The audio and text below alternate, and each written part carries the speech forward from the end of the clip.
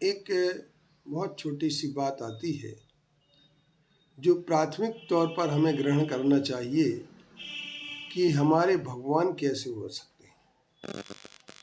तो छेड़ालाकार ने एक छोटी सी लाइन में अपनी बात कह दी, देव जिनेंद्र।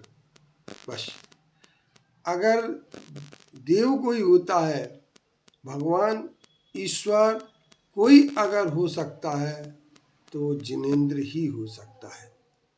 अब जिनेंद्र शब्द की व्याख्या पर हम लोग रोज जय जिनेंद्र बोलते ही हैं, एक दूसरे का जय जिनेंद्र से अभिवादन भी करते हैं, लेकिन ये जिनेंद्र शब्द का जय के रूप में प्रयोग करना और जिनेंद्र शब्द पर हमें विचार करना चाहिए कि जिनेंद्र क्या है। तो जिनेंद्र का अर्थ होता है जिन का इंद्र अर्थात प्रधान। जिनों में जो प्रधान है वह जिनेंद्र कहलाता है। जैसे अब हमें विचार करना पड़ेगा कि जिन कौन है। जिन्होंने इंद्रिय कषाय मिथ्यात्व आदि को जीत लिया है वो जिन कहलाता है।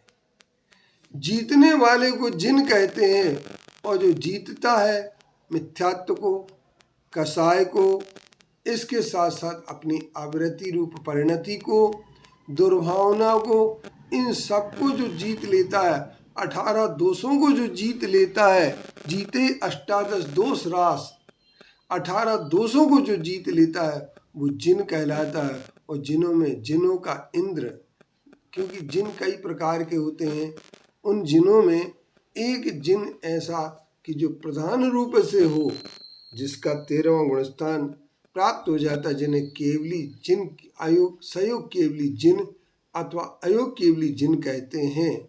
ऐसे जिन को ही जब इंद्र शब्द से संबोधित किया जाएगा, यह शब्द उनका इंद्र का प्रधान शब्द बनाया जाएगा, तो वो जिनेंद्र शब्द का निर्माण हो जाएगा।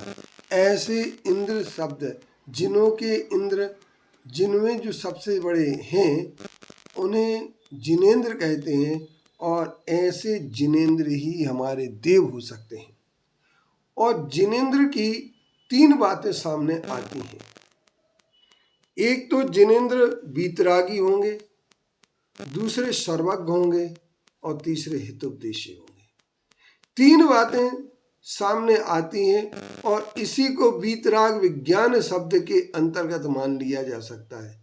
वीतराग शब्द कहने से जो होता है वही वीतरागी होता है जो कर्मों को जीत ले। कर्मन की 63 प्रकृति नाश जीते अष्टादश दोष राज।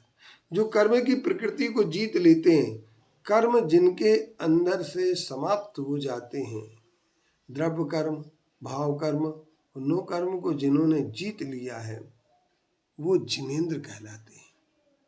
तो ऐसे जिनेंद्र जीते अष्टादश 18 दोष जो होते हैं वो भी जो जीत लेते हैं वो जिन कहलाते हैं। और 18 दोषों के अंतर्गत क्या आता है हमें देखना यह है कि 18 दोष प्रायः याद नहीं हो पाते हैं, याद नहीं रख पाते लोग, लेकिन हम जिनेंद्र देव की परिभाषा करते समय 18 दोषों को 3 रूप में विभक्त कर सकते हैं।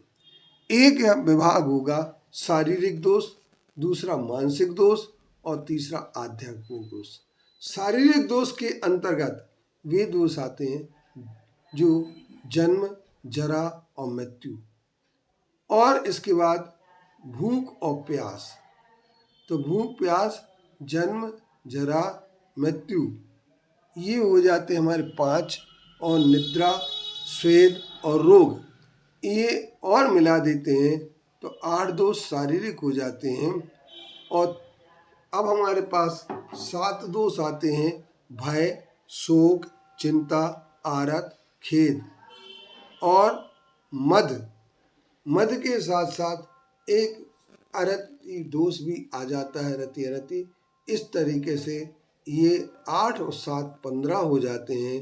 राग, द्वेष, मोह ये 18 दोष हो जाते हैं। इन 18 दोषों को जो जीत लेता है वो जिन कहलाता है। जो कर्म की प्रकृतियों को जीत ले घातिया कर्म की, वो जिन कहलाता है। और जो सर्वश्रेष्ठ बन जाते हैं जिनों में भी, वो जिनेंद्र कहलाते हैं। ऐसे जिनेंद्र को नमस्कार करके हम ये कह सकते हैं कि अगर कोई हमारा ईश्वर, भगवान, देवता कोई होगा तो वह जिनेंद्र ही होगा। जिनेंद्र को छोड़ करके और कोई नहीं हो सकते हैं।